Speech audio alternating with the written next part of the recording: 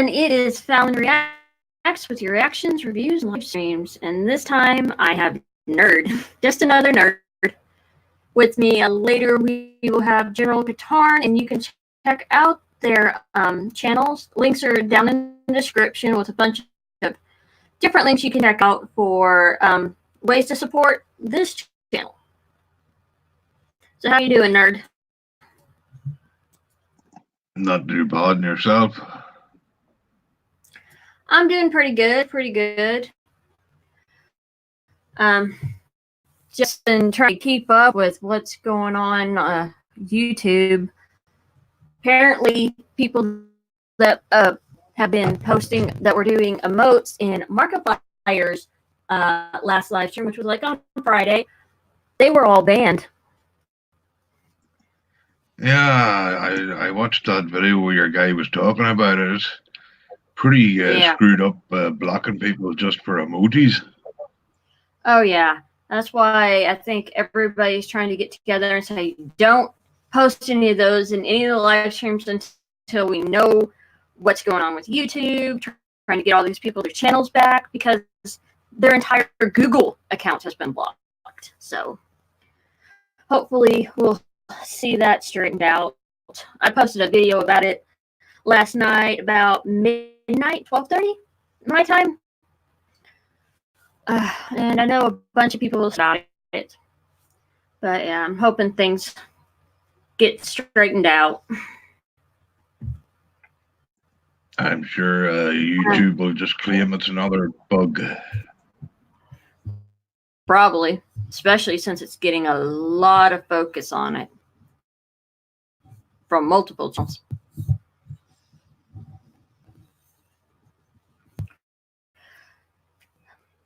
But why we're here. So I have a question. What do you think about the prequels? Well, that's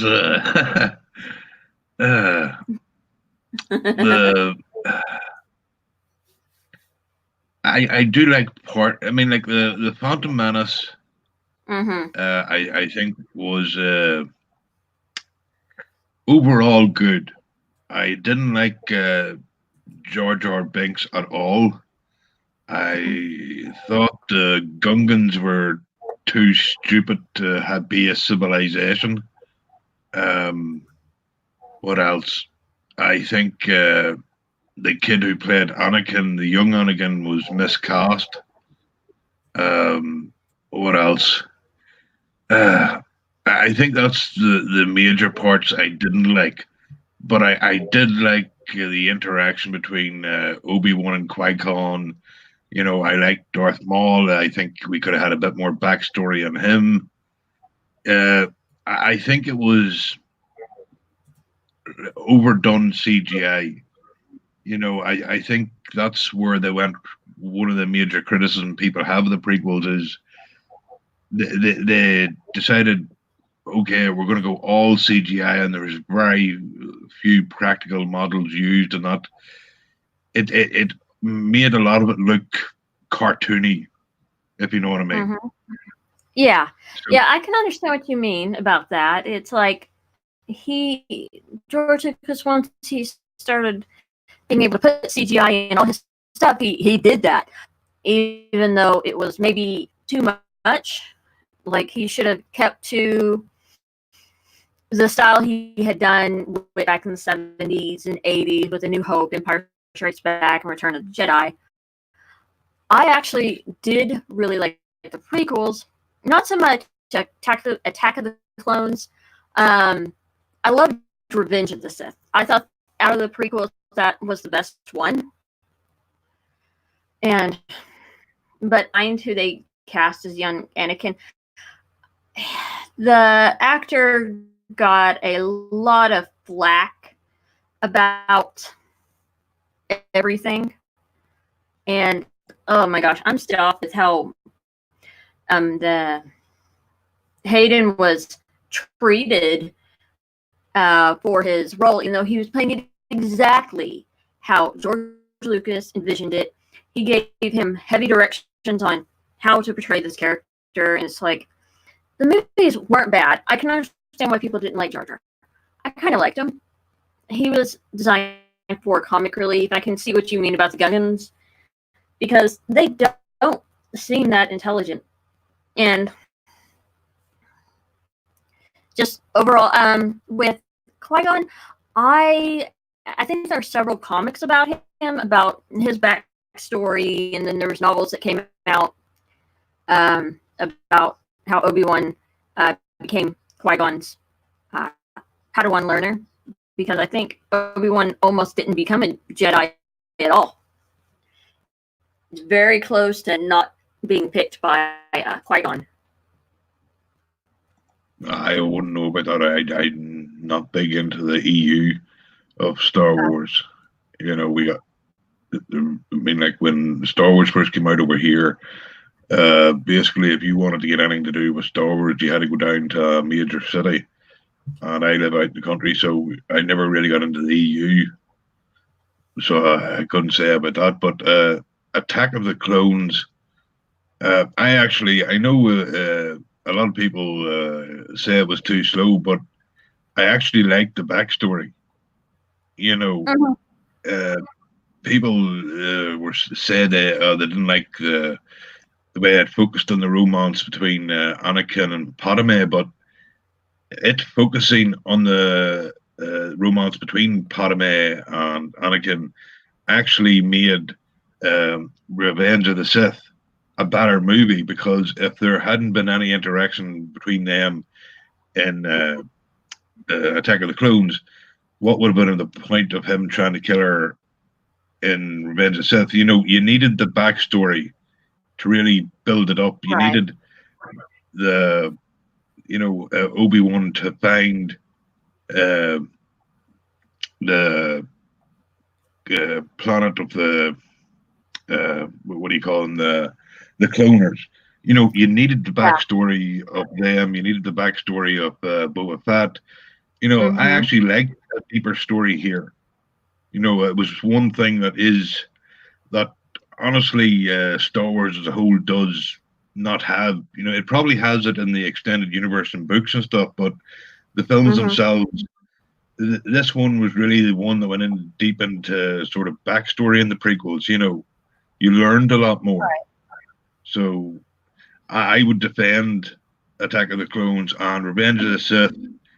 Again, good movie. I thought the fight between Palpatine and Yoda was over way too quickly. I mean, Yoda's meant to be this great Jedi, and somehow Palpatine just bitch slaps him easily. I don't know if I bought it. I agree that they did make that fight scene way, way too short, because you would think with the Grand Master of the Jedi versus Palpatine, who was taught by Darth Plagueis, that he would have, it would have been, if he was going to be that awesome, Palpatine, then they should have made it, could have lasted, what, half an hour? Well, that probably would have been gotten for many people, but it could have gone on that long. There was plenty of stuff for them to throw at each other. Well, that's true. I wouldn't say it could have went on longer, but it should have been more equal. It was heavily one-sided to Palpatine, and Yoda has been built up, across the originals, the prequels, to be this, almost God, and I don't know, I just didn't buy it, if you know what I mean. Right. It feels like they were trying to build up more towards the fight with Anakin and Obi-Wan.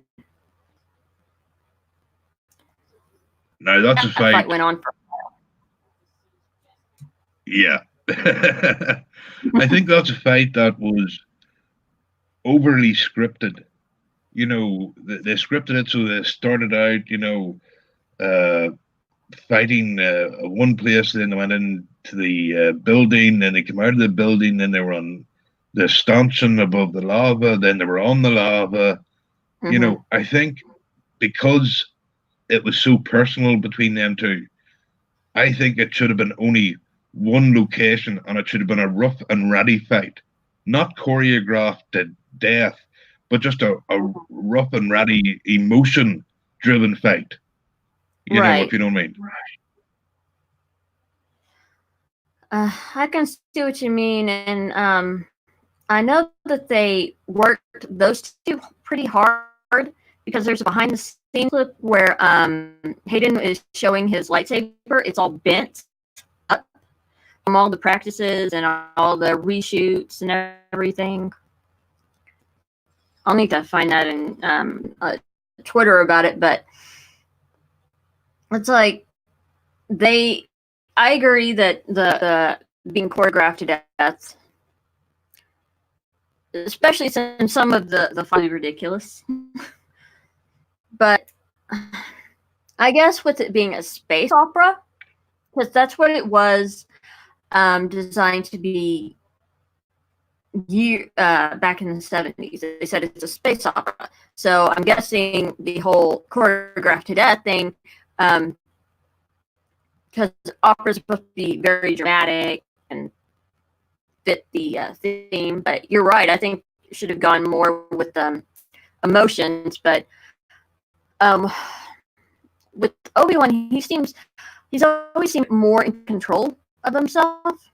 So I'm wondering how that would have worked, because we only got to see some really strong emotion at the end of the fight. And I know supposedly. Yeah. Oh, go ahead. No, I was only agreeing with you. Yeah, it's like I think they deleted it, but at the end of the fight with Obi-Wan and Anakin, supposedly there's they cut it where Anakin yells out to Obi-Wan, "Help me, save me." And I think that would have really changed the mood at the end. Yeah, I think they should have left. If that scene was cut, they should have left it in, because I don't buy. I mean, like, this is your friend, and what do? Do you kill him quick, or do you just let him burn to death? You know, I think it would have been more. You know, that's the problem. We know Vader survives, but I just think they could have put him in the suit better. Yeah, you know, because I mean, like, this was his basically his best friend, and he cut his legs off and watched him burn. Didn't even attempt to run down and grab him to stop him from going into the lava. Just stood and watched. You know, I that was a hard pill to swallow. You know, even if you hated, you hated him then, you had loved him like a brother for the better part of 15 years, and you just watched him slide down into the fire. You know, I don't know. I just don't know if I bought that. Agreed. I think a major thing that they probably went with is the Jedi are supposed to defeat the Sith. They're not supposed to help them. So I think Obi-Wan was torn whether to save his friend, his brother, might as well have been his son,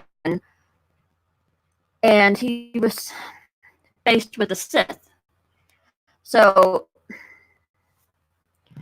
because in the just the movies, they never really talk about the whole relationship with the Jedi and Sith. That's mostly explored in the expanded universe, which I would have liked to see more of that explored in the movies. But there was so much going on in the movies, so. Well, one of the main problems I have with Star Wars, and this goes back to the original trilogy. I never bought, and it was because, like, when I first saw the original trilogy, you know, it was brilliant. But the more you thought about it, you know, because over here, like, you know, during the 80s, it was on nearly every Christmas. So the more you thought about it, you were like, okay, there's a problem. And then when the prequels came about, it added to the problem, because I never bought the fact that Luke Skywalker was the last Jedi. It just, Right. especially, you know, it was hard to believe, as if they had just been those original trilogy and that's it, and there was never any more Star Wars, I might have accepted it. But along comes the prequels, and there's thousands of Jedi. I mean, Right. and we're meant to believe they were all killed off. I mean, surely one was on a mission without any stormtroopers about, on a diplomatic mission. Another one could be uh, over here doing something. There would be situations where Jedi wouldn't have been anywhere near stormtroopers in order to get killed. I'm just saying I don't buy that a bunch of stormtroopers who, let's be honest, get shot if you die if you shoot them within 5 feet of where they're standing. I don't believe that they could kill all these Jedi. You can't build up this race, this group of people to have superpowers, mental, physical consensus surroundings, and no one goes, hang on, why are the people behind me suddenly feeling, very anxious? I unfortunately that's what the prequels did. They made a big hole in that. I just didn't believe it, if you know what I mean. Right. I get what you're saying. They kind of did leave it open. I know you say you don't watch Expanded Universe, but did you ever watch Clone Wars? I haven't watched cartoons for many years. Well, it does kind of plug some of those holes that about some of the Jedi did survive, just stayed in hiding, or at least it alludes to that. But Disney kind of nerfed the expanded universe, which sucks. But yeah, I can see what this is going to actually play into EU, but they said that the Mandalorians, during a war thousands of years ago, they actually could hunt down and kill Jedi really easily. But that would have been lost in the cloning process, because I'm not sure how many Mandalorians were left outside of Jango and Boba Fett. Because we never really hear the movies about the Mandalorians. We see that's a major problem that Star Wars has and has always had. Unfortunately, there's so many things. If you look at Star Trek, right, you have all the series, you have all the films. You don't need to know anything about the extended universe to understand what's happening in all those series, right? Right. But when it comes to Star Wars, especially nowadays with such an amount of extended universe, if you're the average moviegoer and you like Star Wars, but you're not, you don't buy all these hundreds of books, you don't understand what's going on. I think the movies themselves should be self-contained. The original trilogy was self-contained. The prequels opened hundreds of questions, and these Disney movies have tore open even more hundreds of questions. And the only way to understand the answers to them is to read all this extra stuff. If you're making a movie, it has to be self-contained. You have to tell the people everything they need to know without having to go and read books and websites and comics. And that's the problem Star Wars has for me. I don't understand a lot of it because I haven't read all these books, if you know what I mean. Right. And I can understand that. Yeah, it's like that stuff costs money, so basically I'm not going to understand anything. And then they have the Disney Plus coming out with a bunch of shows, and it's like, I don't have the money to go buy that stuff. And now they're saying that's the only way you're going to understand any of what's going to be coming out for either Marvel or Star Wars or anything like that. It's like, that's kind of ridiculous. I don't have the time for that. Yeah, I completely agree with you. It shows that while making movies and stuff has always been about, it's always been a business about making money. Now Mm-hmm. it has gone from people being happy to make a profit to outright greed. And I can tell you this, I'm not gonna I don't care if I never see another Star Wars Marvel movie TV show ever again. I'm not getting Disney Plus. I'm not gonna you know I mean you have maybe 30 major streaming services already. Oh I yeah. mean there's only so much money each person has. I mean these streaming services are gonna go bankrupt if there's ever another recession. Because the first thing to go will be, Streaming. indulgences like streaming services. So I don't agree with all this stuff, so I don't at all. But then I'm old and cranky, so How old are you? 42. Ah, you're only like 6 years older than I am. Yes, but I'm still 6 years older, so respect your elders. Okay. But yeah, I I honestly, at the end of the day, I love the prequels.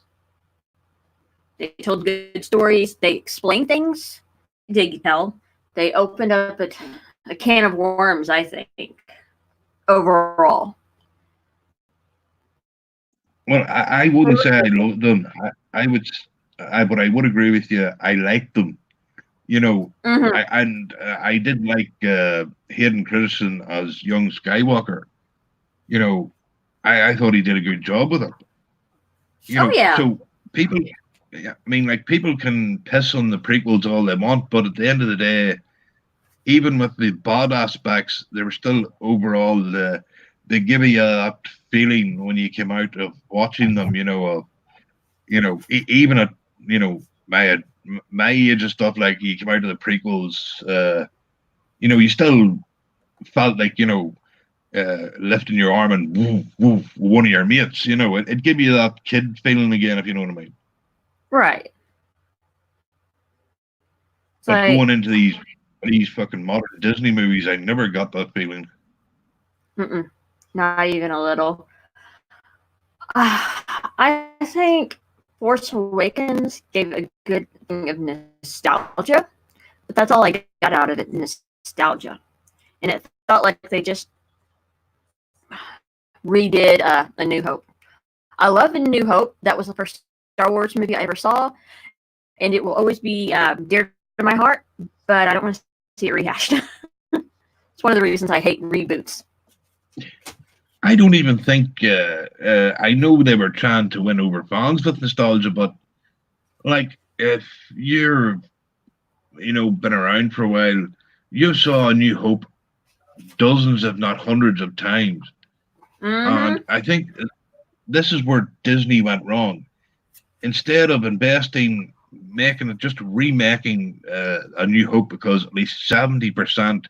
I mean, the Red Letter Media, one of Mr. Plinkett's reviews, he actually went through and shown scene by scene that it was copy and pasted directly from A New Hope. You Yeah. know, we saw it. What Disney should have done, well, first of all, they actually should have sat down and written out a full trilogy instead of just jumping from one to the next. But Mm-hmm. what Disney should have done was had their series of films be at least 100 years after Return of the Jedi. It should have had nothing to do with the original cast. It should have been 100% entirely their own. Mm-hmm. You know, and that would have been better for them. It would have been better for the fans. You could have had a few throwaway lines of, uh, say the Jedi building in Coruscant. You could have had a couple of characters walking past the statue of Luke.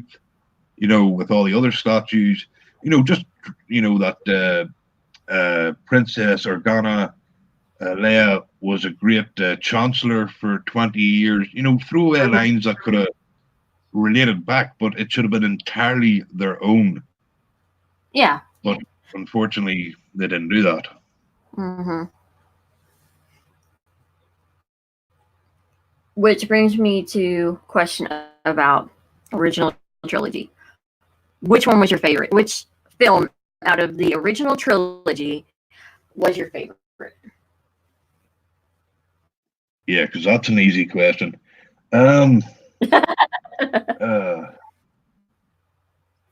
I honestly don't know, to tell you the truth. Um, I would say that. Uh, oh God, I would say New Hope would probably be number one by a hair's breadth because it was the first, and it was a self-completing story. They didn't know they were going to get able to make the other two, so it had a beginning, middle, and end all of its own. Uh, I think two is underrated.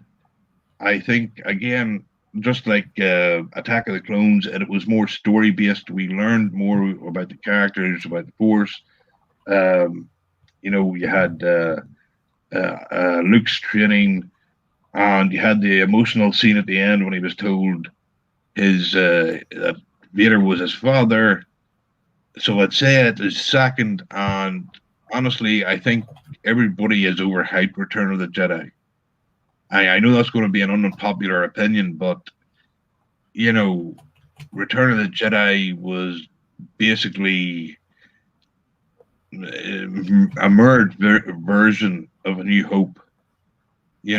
Again, it ended up, destruction of the Death Star, etc., etc. So I think, yeah, I'd say that's the way they are. New Hope, uh, Empire Strikes Back, Return of the Jedi, just in the order they were released. Right. Well, I have to say, A New Hope is my number one favorite out of the entire series. But I think that's mostly because it was the first one to really introduce me to that universe, and it was, oh my gosh, I think I might have been 6 or 7 when I first saw that. But I grew up in the 90s. I came to it late. Empire Strikes Back, I liked it, but as a kid, I was so upset what happened to Han. I was just distraught when I first saw that. The end of that movie, I was like, no! Jedi, good movie. I enjoyed it. Yeah, again, it had the same. It was more emotion based movie than the first or Yes, third. it was.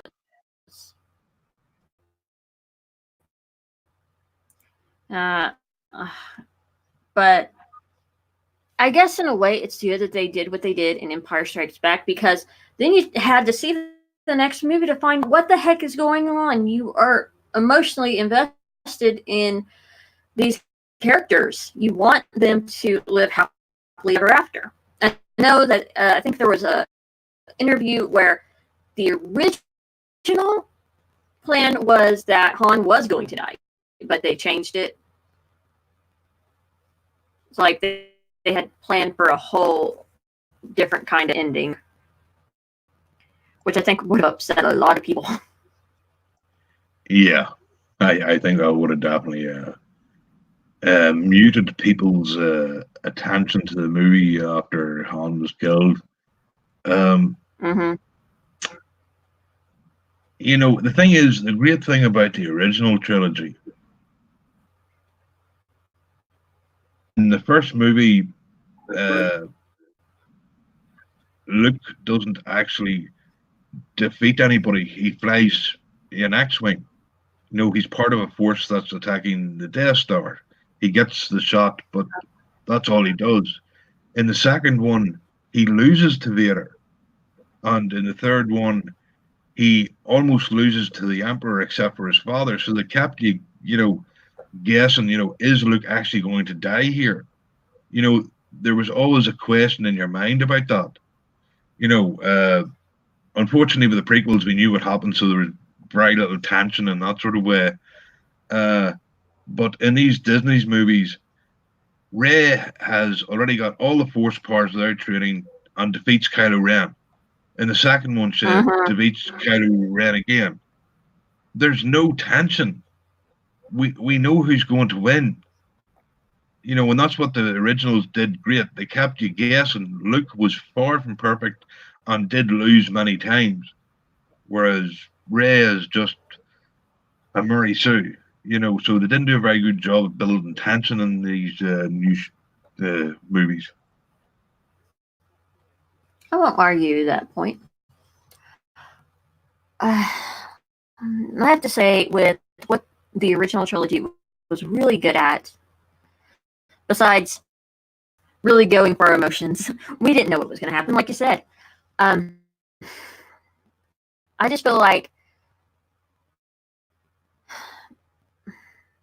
it was probably easier for George Lucas to tell that original trilogy because you had no foreknowledge, no anything. It wasn't anything like, I don't think there were any stories like that during the 70s and 80s.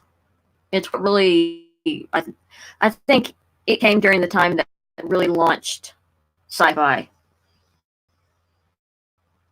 Though I'm sure a bunch of Star Trek fans will say no, launch sci-fi. Well, I would say that Star Trek launched the sci-fi of the 70s, but there was also a huge sci-fi in the 50s. Going back to the old those space movies. You had the original Outer Limits in '59. You had a huge amount of sci-fi from the '50s. So I'd say Star Wars reignited the love of sci-fi in the '70s. It brought it back. I'd give it that much.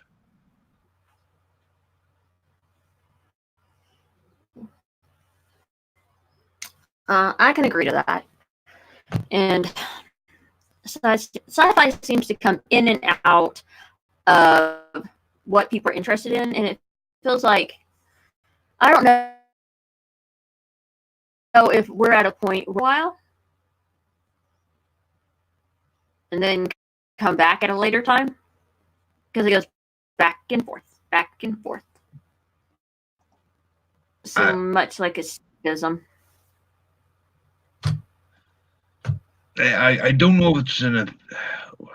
There's an. I think you're partly correct for sure. There is a disconnect with sci-fi, but that's because Disney has bollocksed up Star Wars. Kurtzman has destroyed Star Trek. There's nothing. There's no real big sci-fi shows on at the moment besides maybe the Orville. I think that's probably the problem is there's not good sci-fi being made. I mean, which way to put this now? I think the problem is there's too much. What would you say? Superhero garbage, and I am so sick to death of superhero garbage. But I think that's the trend now. Go ahead. Yeah, they've overdone stuff. Completely overdone stuff.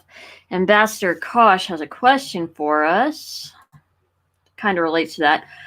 Do either of you feel that bringing Sidious back to Tross was an act of desperation on the part of JJ? Yes.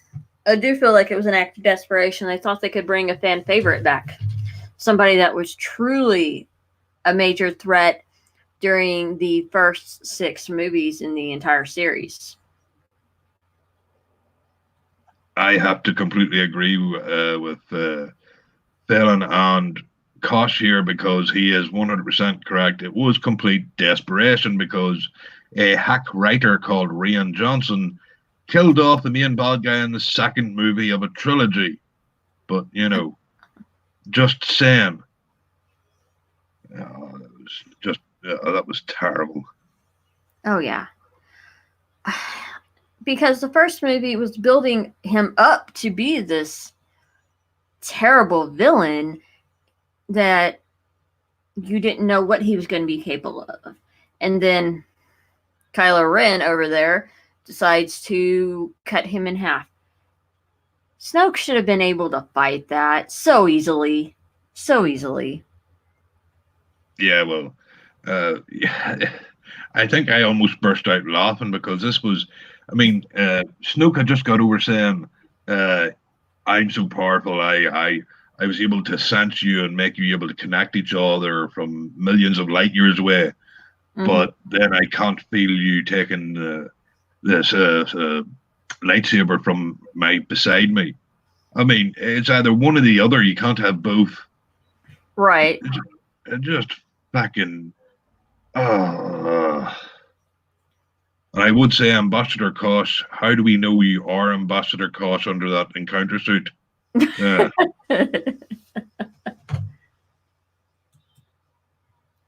Uh, Gosh, I think everybody feels that way. At least in Fandom Collective, Fandom Menace. Just we are tired of all this crap. Uh, I mean, like, just think about it. Like, I mean, like, it just goes to show just how bad Rian Johnson was. mhm. Snook was set up as the main villain.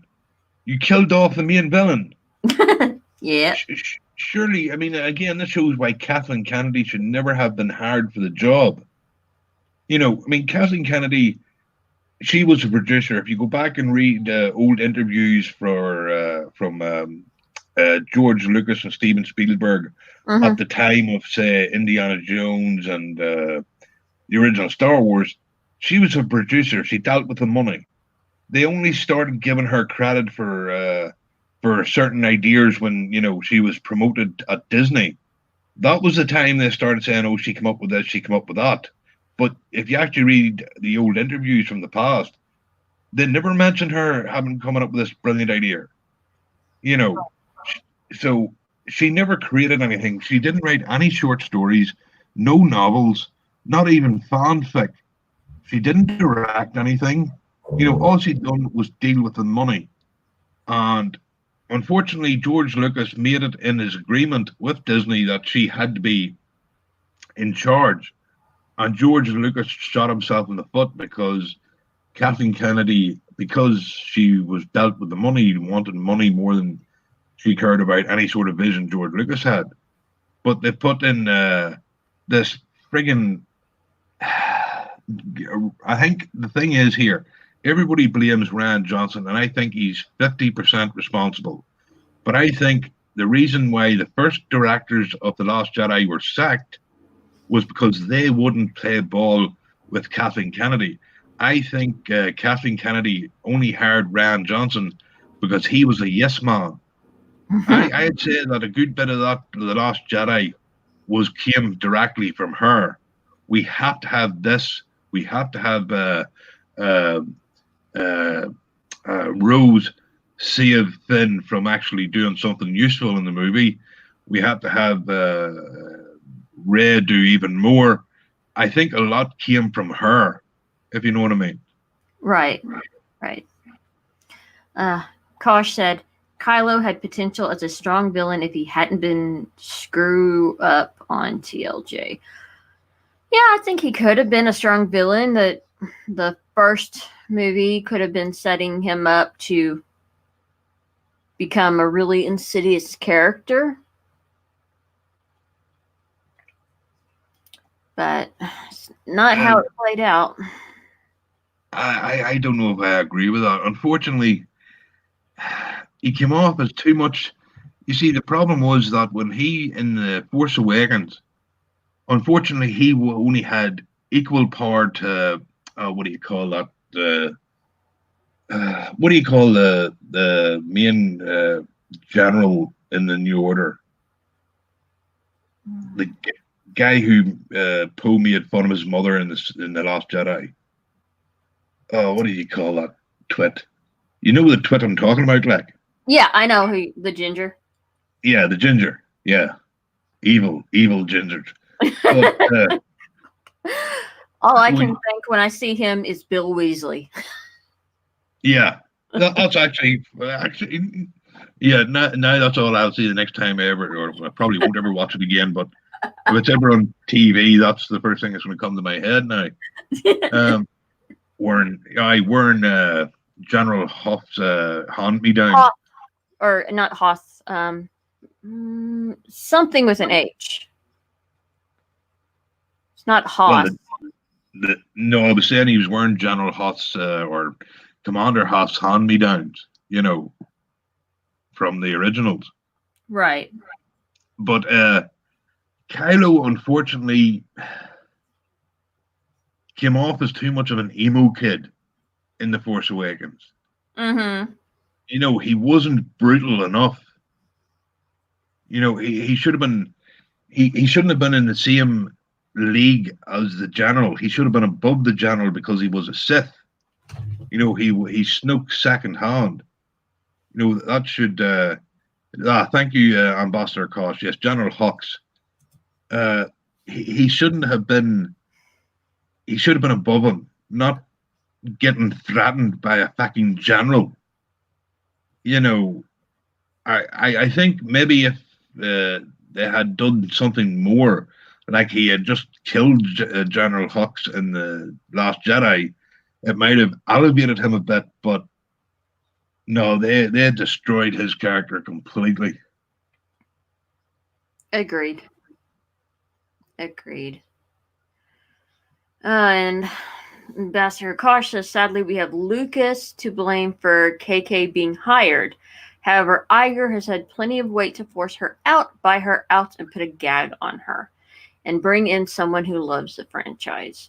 I keep saying this on other videos. I don't know if anybody pays attention. I'm like, just hire Star Wars Theory and let him control Star Wars. Everything will be fine. Well, see, the problem with Kathleen Kennedy now, a couple of years ago, when The Last Jedi first came out, everybody said Kathleen Kennedy was going to get fired. I was one of the few people who said she won't be. And she won't be fired now. She won't be fired until her contract runs out in 2 years. Because this is 2019. This is progressive Hollywood. There was never a chance of a woman that high up ever getting fired, no matter how badly her movies do.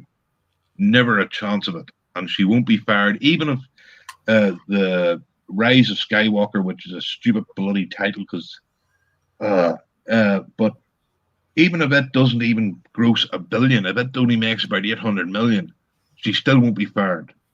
When the time comes, in fact, she might even be fired when her contract's up. She might just be given a nice little check, and whoever's in charge, Iger or whoever his replacement is, will just go, "Oh, well, we've moved her to this division." You won't see Kathleen Kennedy gets fired coming out of anywhere. That's just unfortunately the way that Hollywood works at the minute. And that is pretty sucky.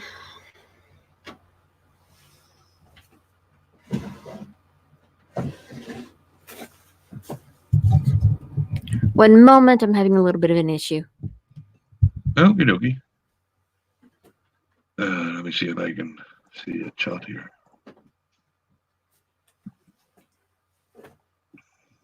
But yeah, I have to say,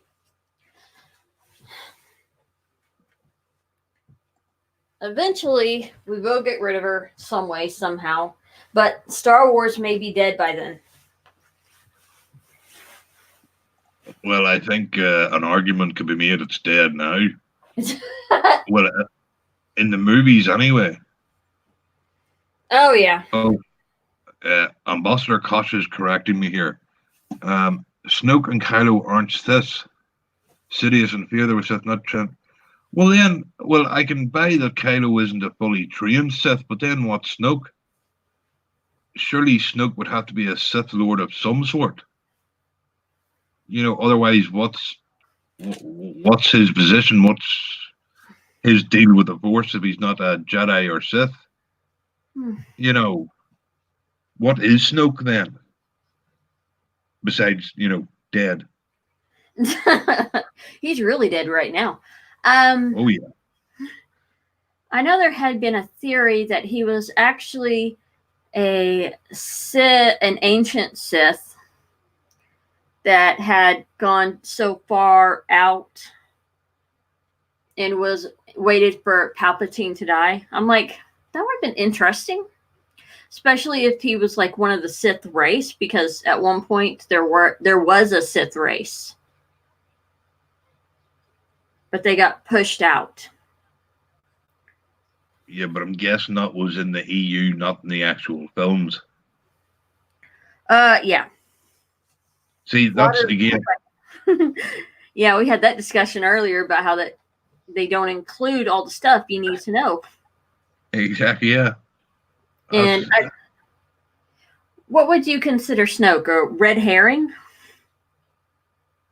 Well, if he's not a Sith Lord, well, someone had to train him. You know, again, the originals, the Emperor trained Vader. In the prequels, the Emperor trained Anakin to become Vader. Mm-hmm. We know that Christopher Lee was Palpatine's apprentice before Vader, and Palpatine had Vader kill him. You know, all that makes sense. It's all in the movies, no problem. Snoke comes along, and before we even get a chance to learn who he is, he's dead. So I don't think you could really call it a red herring. I think the only thing you can call it is bad writing. I can agree to that. It really was. And I have to say, whether people like it or not, the early movies, the prequel and the original trilogy, they may not be the best writing, but they told great stories.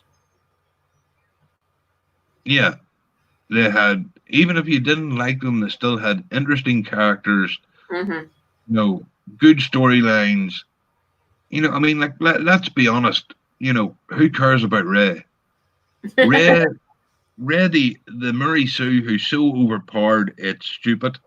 You have Kylo, who's an emo kid running around pretending to be Vader. You have poor old Finn, whose one chance to actually be memorable was taken away by the diversity hire. You had Captain, I mean, like all the promotion surrounding Captain Phasma. Look at this strong, empowered woman, everybody. Captain Phasma, and she's in both movies for a total of about a minute, and she gets killed by Finn, the ex-janitor. I'm just saying. You know, the only person who sort of had something was Poe, and then he got, you know, forgive the terminology, but he got cooked in the second one. You know, by Admiral prom dress. You know, I'm just saying these characters are so badly written. I don't care about any of them. In fact, I was hoping Rey Kylo would get killed by Snoke in The Last Jedi, but that didn't happen. Yeah. Well, it's almost over. It is almost over.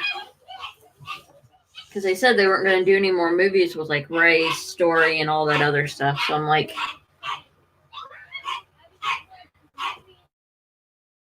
because what Bob Iger's going to do with the Star Wars brand.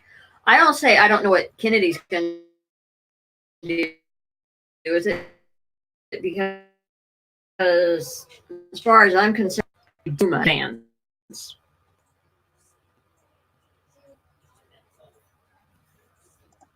I think the reason you're not getting films for a couple of years isn't because they don't want to make films, is they just want TV shows so people will subscribe to their streaming service. I think that's why there's so many, they're bringing out so many of these pointless I mean, you've got The Mandalorian, which again everybody is, you know, thinks is going to be a good show, but again it's made by Disney, so I'll wait to see it. And no, Disney, I'm not paying to see it, but I will watch it. There's talk, I think, of Cassian Andor from Rogue One, a series about him, but that's pointless because we know, yeah, he died. What So there's no tension. That's why one of the reasons Solo failed, because the main character couldn't die.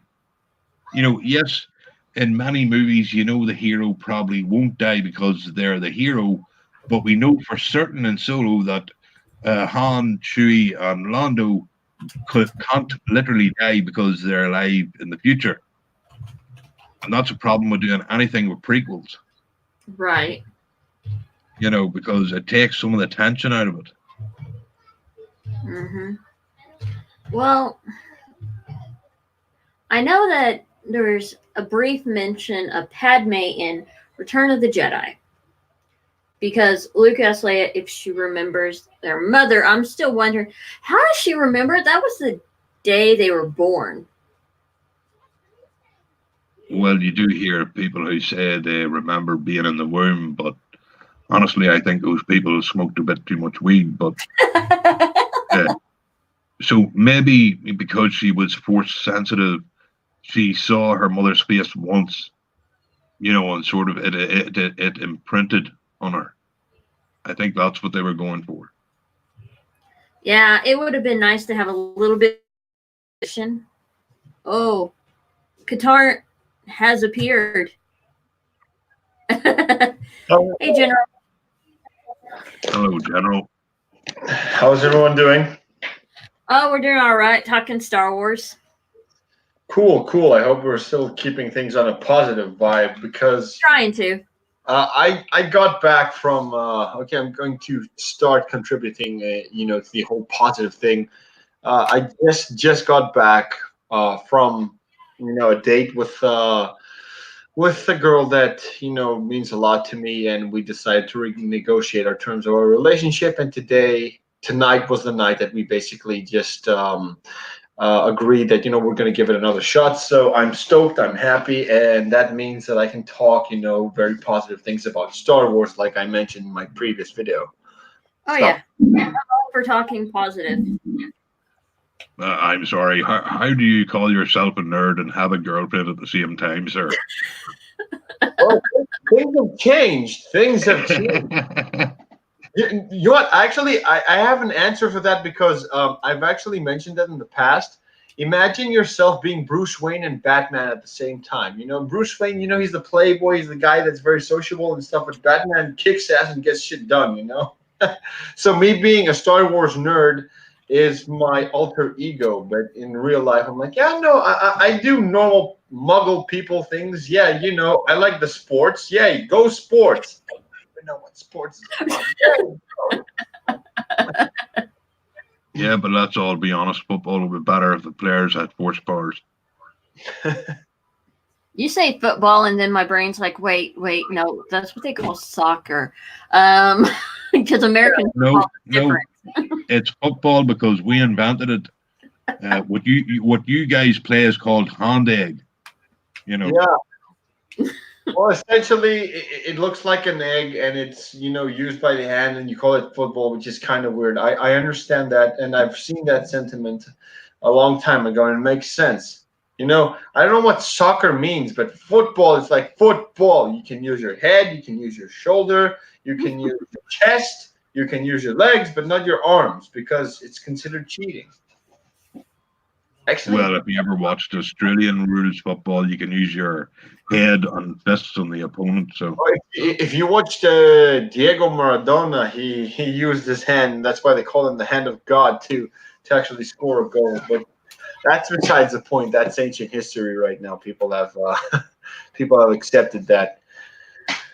So what are we talking about exactly? Where talking about all things. I keep on trying to run away from the talk about the sequels because that usually ends up in a lot of negativity. Well, you see, you can find positivity and negativity. You see, when something is difficult, it's an opportunity in disguise. So, let me just give you an example. Okay, so the sequel trilogy sucks. It's a fact. But one of the good things that the sequel trilogy has done for us as fans so far is that it has united us and it has made us appreciate the original trilogy and more specifically the prequels. Mm-hmm.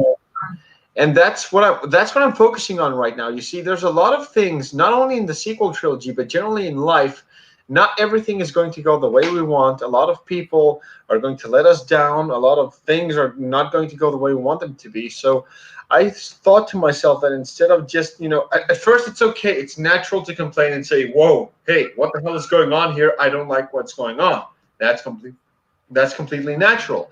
What I'm not going to say I'm natural because everyone to each his own, but for me, I want to stop the complaining, the defensive part, and I want to go on offense. So I'm like, okay, I do not like what's going on. So what can I do about it? I cannot change the sequel trilogy. So Luke Skywalker, for example, was disrespected and he was completely reduced to nothing. How can I celebrate Luke Skywalker? By watching the original trilogy, by reading expanded universe material, by writing a fan fiction about him that makes more sense. Because if they can pay Ryan Johnson millions of dollars to write a shitty fan fiction, hell, I'm not asking for money. Just read my fan fiction of Luke Skywalker, and it's better than his. Yeah, Nerd's not a big fan of the expanded universe. The expanded universe, trust me, it's like the New Testament of Star Wars. There's so much to it. Oh my gosh. But yeah, it's like, so I was asking Nerd about his favorite movies within the prequel and the original trilogy, so I'll ask you that too. What were your favorite movies from those two eras? Well, if I had to choose one movie from each trilogy, it would have to be Empire Strikes Back from the OT and Revenge of the Sith. You see, I'm someone that likes huge payoffs that make sense, that are consistent to the story, and that you can get a big emotional response from. So, Empire Strikes Back to me is one of my favorites because it's one of the most relatable things that you can have in life. Empire Strikes Back, for example, is a story essentially. If you look at Luke Skywalker, it's about failure. Okay, he starts off all optimistic in the rebellion. Yeah, they invaded Hoth, and yeah, he destroys an AT-AT and stuff, and he goes to Dagobah, tries to find Yoda and stuff, and then he starts to realize that the reality of things is a little harsh.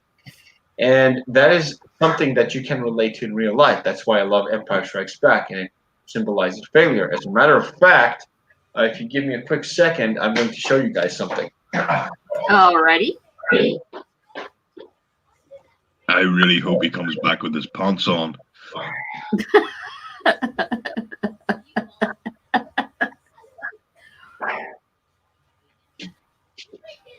Okay, so as you can see here, this is my lightsaber. I've shown it off in every single live stream ever, but I think that it deserves the replay value in every single live stream, every video. This lightsaber is an Empire Strikes Back iteration. It's not Force Awakens. It's not A New Hope. It is Empire Strikes Back. And the reason is because, well, Luke Skywalker, he lost his daddy, and it symbolizes failure. This lightsaber to me symbolizes failure and what is to come after that when you learn your lesson. And I'm one person that has failed a lot of times, and I had to take a lot of hard lessons in my life to learn things. Everyone does. And the favorite film that I have from the original trilogy, the prequel trilogy, is Revenge of the Sith, obviously, because Revenge of the Sith also has a big, huge payoff, seeing Anakin turning to the dark side and stuff, and you feel sympathy for him and for Obi-Wan, one of the greatest duels in cinema history, I believe. And although a lot of people do not like the prequels, I can guarantee you that the prequels have more of a consistent story than the sequels have right now. So that's that. And for effect's sake, here you go. Oh, that is cool. And I built this myself. I have a video tutorial on my channel on how I actually did this. So yeah, I love showing it off because it paid off. It Oh works. yeah, most definitely. It looks like a prop from the movie. Well, I tried to make it as accurate as possible. Hold on. And so far, it's been holding up pretty great. And of course, I wanted it after Empire Strikes Back because, yeah, I mean, I love A New Hope too, but it's the beginning. Empire Strikes Back is when the real shit happens, The middle of the story where everything's building up. Well, you see, the thing is that Empire Strikes Back is a pivotal story because the it shows that the bad guys also can do shit. In The Last Jedi, the equivalent of the second film shows that, hey, what was if we were incompetent at first, we're even worse now. I mean, like General Hux didn't get anything specifically done in The Force Awakens, and now he's a complete clown in The Last Jedi. So like, hey, we were here, and we're going to lower the bar even more because sequel trilogy, I guess. And people want to find symbolism in it, and I can appreciate what they're trying to understand. But what I don't appreciate is that if they need to talk about how successful the sequel trilogy is and how The Last Jedi changed their life and it made sense, but they cannot make sense of Anakin Skywalker's sand line and Attack of the Clones, they're like, oh my god, that's the worst dialogue ever.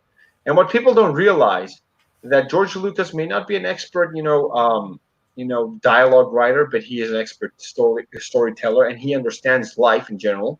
Mm-hmm. One thing that people don't understand, actually, how old are you guys? Actually, just tell me your ages. 36. 36. 42. Okay, I'm 28. I'm going to be exactly 28 in 19 days from now. Okay, so that means that we have had some experience in our life when dealing with other people, and when you want to romantically, you know, talk to someone and approach them, the younger you are, the less experience you have, and the more weird and awkward you're going to be. Especially if you're, I don't know, a Jedi, essentially a monk that hasn't had any connection with, flirting or women or, mingling with other people, especially when you're obsessing over the same person for 10 years. So Anakin Skywalker's delivery, with the whole sand line and stuff, it makes sense because he is a monk. He hasn't seen this girl in 10 years. He does not have any experience on hitting on women. And of course, it's supposed to fail. It is supposed to be bad, but people don't understand this. Mm-hmm. And that's one of the things that I like about Attack of the Clones, for example, because it's supposed to be bad. I mean, like, George Lucas knew it was supposed to be bad, but people are like, oh, it's bad. The sequel trilogy should not have been bad. I mean, it's Disney dollars, Disney technology, all of these. Oh, it had so much potential. And people thought that they could do better without George. They were wrong. They were wrong. I agree.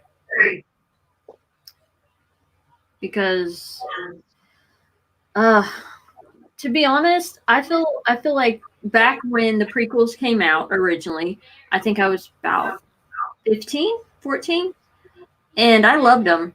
I'm one of the few people that actually likes Jar Jar because I've heard so many people trash on him. Look, it's not a problem to like Jar Jar, okay? I mean, like some people like Rose Tico. It doesn't mean that you're deranged or anything, but I'm the kind of guy that when you like someone and you like him for the reasons that you like them, that's okay. But liking a story compared to liking a character is completely different. You have to like a story that is consistent, that makes sense, because a story has a continuum. Okay, a character can be inconsistent in one moment, and he can be like consistent in the other. But if you like Jar Jar, for example, in episode 1, and you like him less in episode 2, that works too because he's a different character. Okay, there's a different continuum. The same thing happens with Luke Skywalker in episode 6 and in episode 8. They're not the same character anymore. Okay. And when people say that he was completely justified, I'm like, what? Jar Jar Binks, however, from episodes 1 to 3, he was kind of consistent. The only thing that changed was the fact that he got less dialogue in each episode. But he was still a consistent character. Luke Skywalker was not a consistent character, right? That's the Right. problem. Right. It's just, oh my gosh. I am still really upset about what they did to Luke in that episode 8. Well, so was I. And speaking of positivity, the whole purpose of this stream was okay. I'm also upset about Luke in The Last Jedi. I'm not happy with what they did to him. So, what I'm going to do right now is I'm going to focus and honor the memory of the Luke Skywalker I left in episode 6. Okay? They can have the sequel trilogy to themselves. To me, it's not canon. I don't care. I have every reason and every right to be in denial. Hey, if people can hate the prequels, I can hate the sequel trilogy, you know? So Right. whenever they want things as canon and whenever they don't want, they're like, oh my God, yeah, that keep that away from me. No. I'm renouncing the sequel trilogy and I do not regret it. Okay, I think. Oh, go ahead, nerd. No. I didn't want to stop you mid sentence, but I would say that even if you don't like the prequels, you can understand and accept they are Star Wars. You know, they work off the same rules. They go with the character development of the characters from the originals, but somehow when you get to the sequels, the characters are no longer the characters. You know, is it really believable that after defeating the Empire, uh, Princess Organa Leia did nothing for 30 years but sit in a base and wait for the New Order? You know, Yeah, they have a bullshit explanation in the Bloodline book that I read. And essentially, what they're trying to do is they're trying to paint Leia essentially as a communist. But I'm talking like those obviously sore communists that don't make any sense. Leia is passive. Han Solo is also passive. You do not get to know a lot of, Ben Solo's story. The book gets really old really fast. It is forgettable. The first few chapters turn you off. And that's why it's a mess. Very bad storytelling. Leia Organa would never be as passive as she was in the uh, in the original trilogy. You know, she wasn't passive in the original trilogy. She got things done. And in this book, The Bloodline, essentially, there's this guy called Casterfo. I don't remember. Yeah, I think his name was Casterfo. And I picked up the symbolism quickly. And essentially, he was supposed to be a fascist alt-right that admired the empire. And the fact that, I'm pretty sure that you've seen the polls on Twitter that went, who do you like, Resistance or First Order? And if you voted for First Order instead of Resistance, people would call you a Nazi.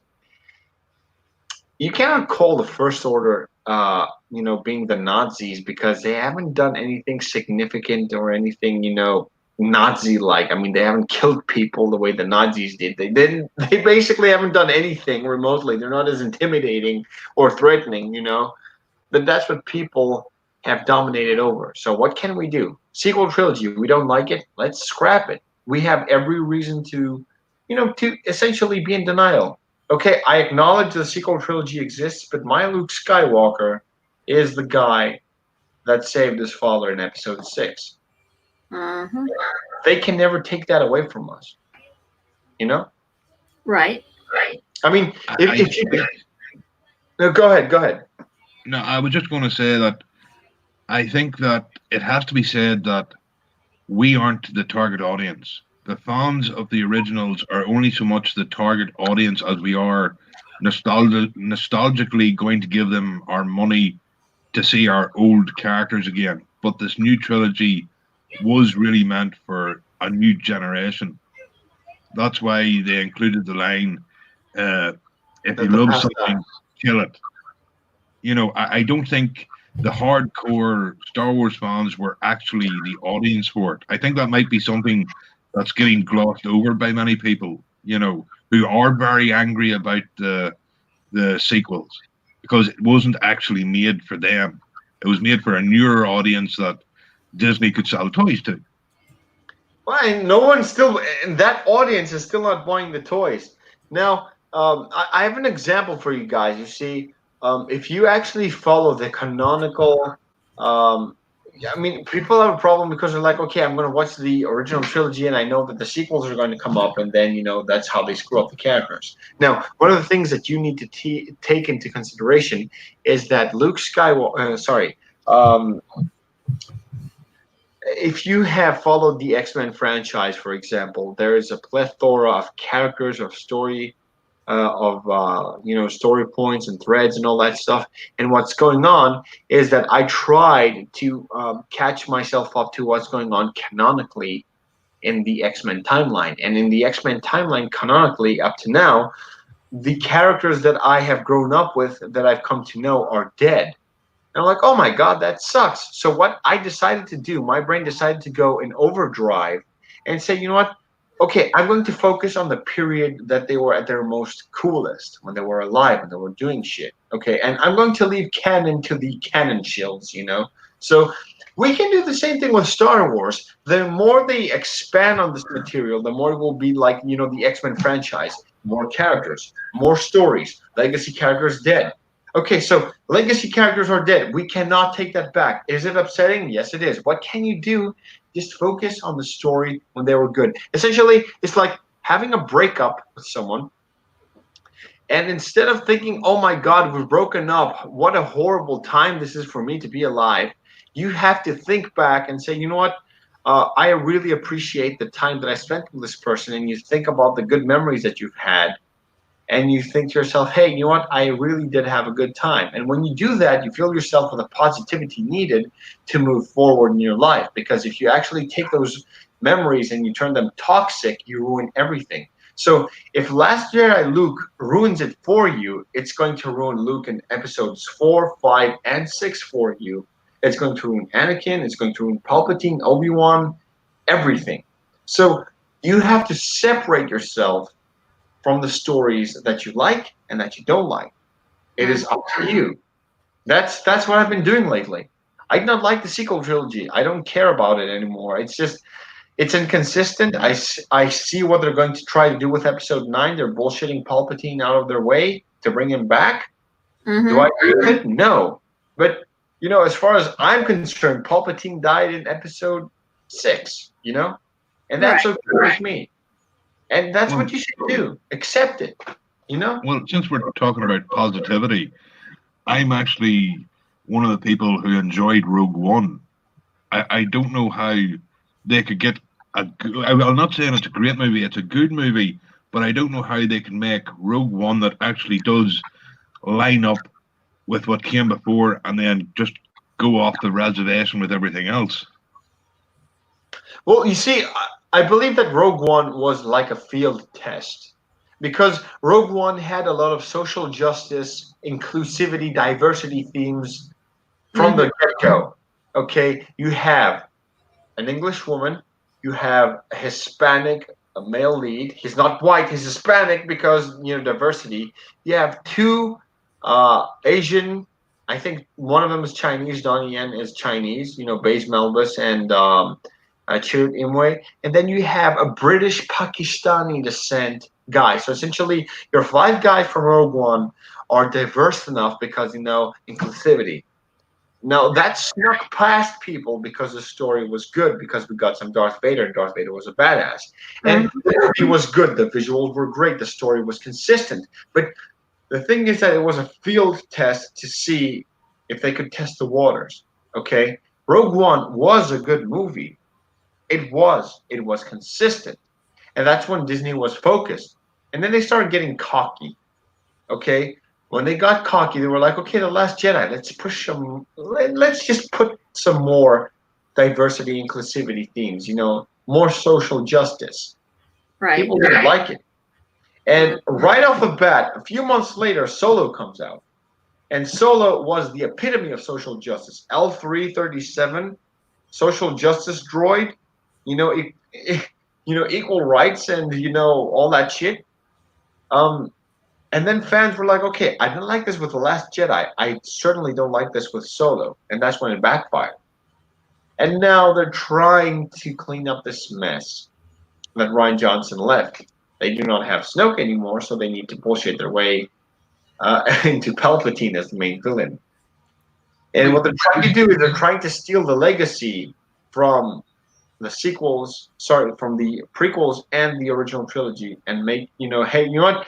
Palpatine dies because Rey kills him. It wasn't Anakin fulfilling the prophecy of the Chosen One. It wasn't Luke's sacrifice for his father.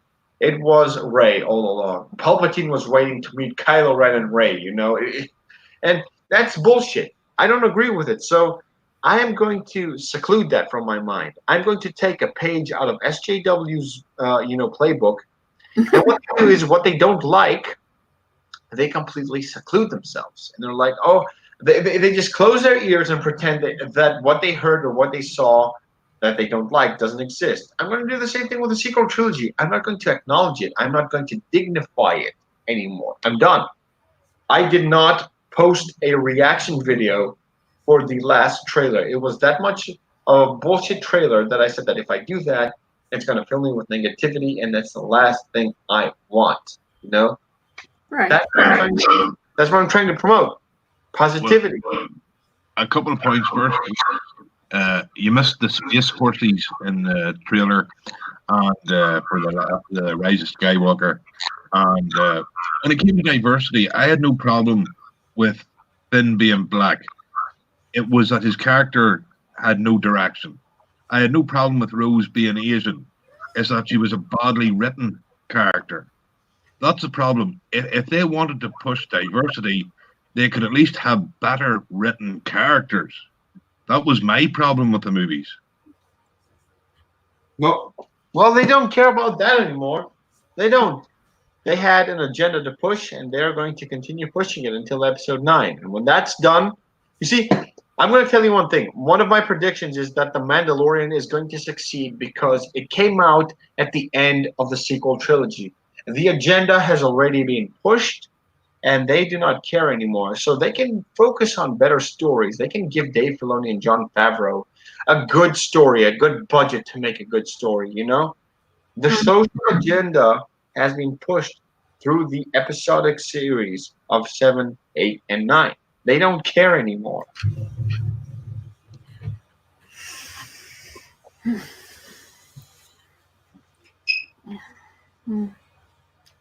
Yeah, they've been pushing that pretty hard.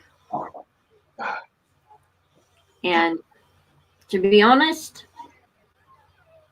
like I said, focus on the good stuff, which was the prequels, which was the original trilogy. I don't know if Nerd's ever going to watch Clone Wars because that was great. I loved it. Clone Wars is a fantastic addition to the prequels. It is. Even Rebels is good. Even Rebels is fantastic. Okay, I will agree to that. That was a good animated series. It's just, I hated how they ended it. Oh wait, Rebels? Yeah. Well, you see, Rebels, they had to end it on a cliffhanger because they had two very powerful characters that could not be around during the time of the sequel trilogy. So they had to keep them a mystery. Because Thrawn was a legacy character. He was an expanded universe character, and they decided to make him canon. And they couldn't justify Ezra Bridger being this, badass Jedi without existing. I mean, so how did he survive, So I kind of that I can buy, okay. That I can buy. That I think to myself that, hey, you know what? That's okay. That's not a problem. I can understand. See, because those characters were consistent throughout the whole thing. Mm-hmm. I can understand that. That's not a problem for me. That to me, it's okay. It's okay to bullshit yourself out of a story and think to yourself, hey, you know what? Okay, that's what happened with this guy. We're not going to see him again, maybe until we don't know. So if I saw Ezra Bridger in episode 9, would I be confused? Right now, yes. Because in episode 9, you see the ghost in the trailer, you see the ghost. And the problem with the whole ghost thing is, okay, where was the ghost in, I don't know, the battle at Starkiller Base, the Battle of Crate, and suddenly you want the ghost? Because they're trying to bait that nostalgia. They're trying to be like, oh, the ghosts from a good TV series. Come on, bring that shit in. Come on. Because if Rebels wasn't a good TV series, like, I don't know, Star Wars Resistance, if it was a suck. Because, I mean, Star Wars Resistance characters would make more sense. It would make more sense for them to be in the final battle of episode 9. Right. But they're not, because they're trash written characters. It's a trash TV series. It's going to fail after 2 seasons. 2 horrible seasons, of which when Dave Filoni created this, is like, okay, one day before the first episode of the first season aired, he's like, I have nothing to do with this. He publicly stated it. He knew that it was going to be dog shit. Mm-hmm. And Disney held a gun up his head, and they said, okay, you better come up with something that's good. So it was like, The Mandalorian, because he loves the Clone Wars. And he wanted to present something as close to the Clone Wars as he could. We're getting season 7. Mm-hmm. Another reason to be happy and positive about, even though it's just 1 season, but I'm not going to be ungrateful. There's a lot of cool things. Ahsoka Tano, fantastic character. Yeah. Anakin Skywalker, close to episode 3. Obi-Wan Kenobi, same story. So there's a lot of positive things. If you find yourselves in a spot where you're not enjoying your favorite franchise, you can take a break from it, because it's better to take a break from something that you're not currently enjoying than being active about it and not enjoying it at all, because you'll end up getting sick of it. You'll be like, yeah, I hate this trilogy so much. I hate this season. I hate this year. You just stop it. I love Star Wars, but I hate it. It's love and hate relationship. It doesn't work. It won't work. You need some time apart. It's like a relationship. Before you two kill each other, you're like, yeah, let's take a break and let's figure out how things go. I'm going to step aside and I'm going to see. If I miss you, that means that I really love you, and I'm going to try and do everything I can in my power to make it work. But if I don't, it's going to holy hell. I'm not going to ruin my inner peace because I'm in a difficult spot. And the same thing happens and can be applied in Star Wars right now. I'm not going to watch Resistance, because to me it's stupid. It will not offer me anything new. I want it to be inspired. Clone Wars is inspiring. Rebels is inspiring. Original trilogy and prequels are inspiring. Sequel trilogy are boring. Mm-hmm. So that's that. Focus on the positive things. We have 2 awesome trilogies. We have 2 more awesome TV shows. We're getting another one, which is The Mandalorian. And just let things be. That's my message. We need to stop complaining because we're becoming like the SJW. It is no different. We're no different to an SJW that complains about the Joker when we complain about the sequel trilogy. Of course, we do have better arguments because we make sense, but we're still bitching. Yeah. Like you were mentioning about the Clone Wars and Rebels. And the first thing that came to mind was Rex. They actually connected Rex to Return of the Jedi. And that's cool. I appreciated that. I really did, Because he was that old soldier. Because it was like, yes, finally we get to find out who that was. Because they never really said who that was supposed to be. Yeah, but it makes sense. Okay. Yeah. I mean, you can shoehorn that in. It's okay. That is okay. But, Yeah, it's Dave Filoni. Dave Filoni is a genius, but that's something completely different. So, what I want you guys to take from this, because you've been at it, well, we've been at it for about an hour, uh, almost 1.5 hours. Mm-hmm. We can talk about Star Wars all day. One thing that you need to keep important, if that you need to keep that's important, if you want your love for this franchise to be maintained, you have to take a little break from it. And when I mean a break, it doesn't mean that you don't have to tweet about it, you don't have to watch videos about it. What I mean by a break is there's a lot of negative things out there. Stop talking about it, and you'll feel If a you lot want better. to, if you want to take a break from Star Wars, watch Spaceballs. Well, you see, if I watch Spaceballs and I put The Last Jedi together side by side, I don't know what I would be watching. It would be the same thing to me.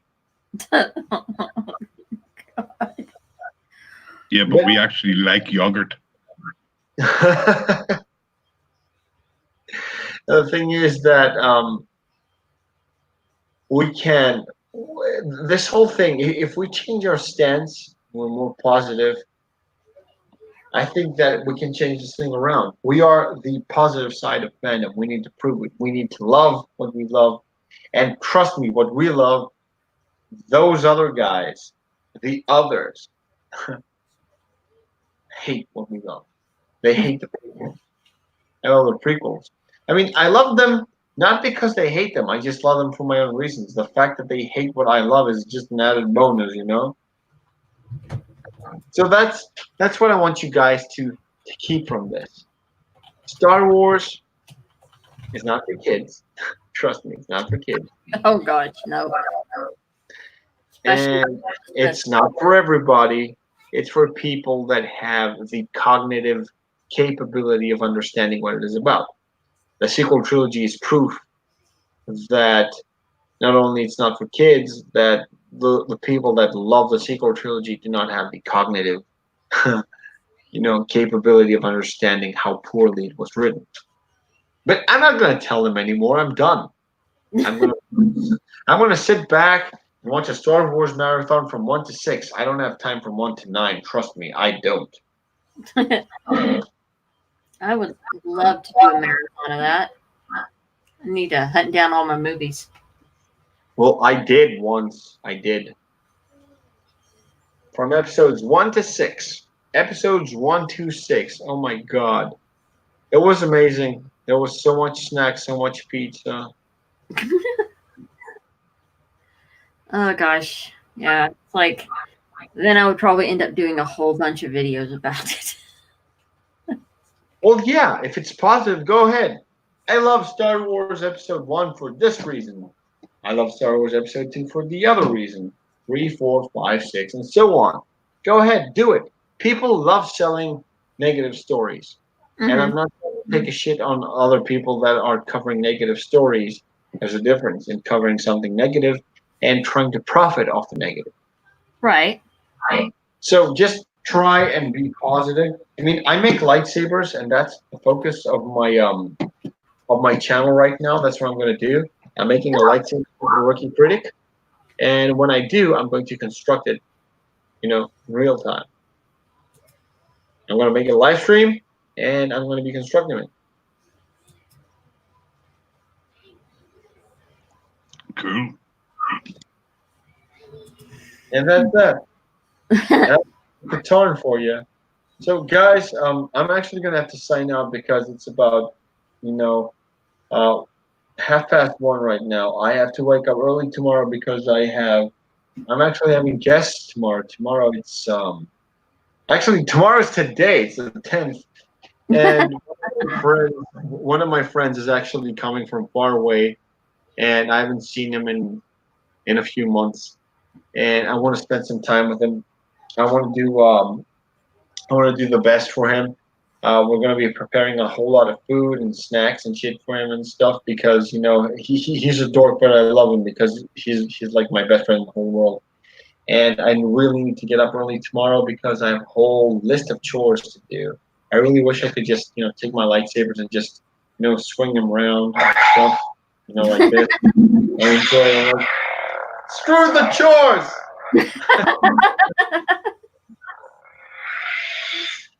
But unfortunately, life is life. So we should definitely stream again. I really enjoyed being a guest on this. All right. Yeah, I definitely look to do another live stream with y'all. I Great meeting really, you all. really enjoyed it, and there's a lot of things we can discuss. And hopefully, next time we could have a theme like, "Hey, what do you like about episode 1?" Focus on that, for example. Okay. Yeah. 2, 3, 4, 5, 6, and stuff. But I really enjoyed your company, both of you. It was nice meeting you, and we will talk on Twitter. All right. Catch you later. Take care, So honey, bud. I'll catch you guys later. I really, really need to shut some eyes. So thank you for having me on, and I'll see you guys next time. See you. Later.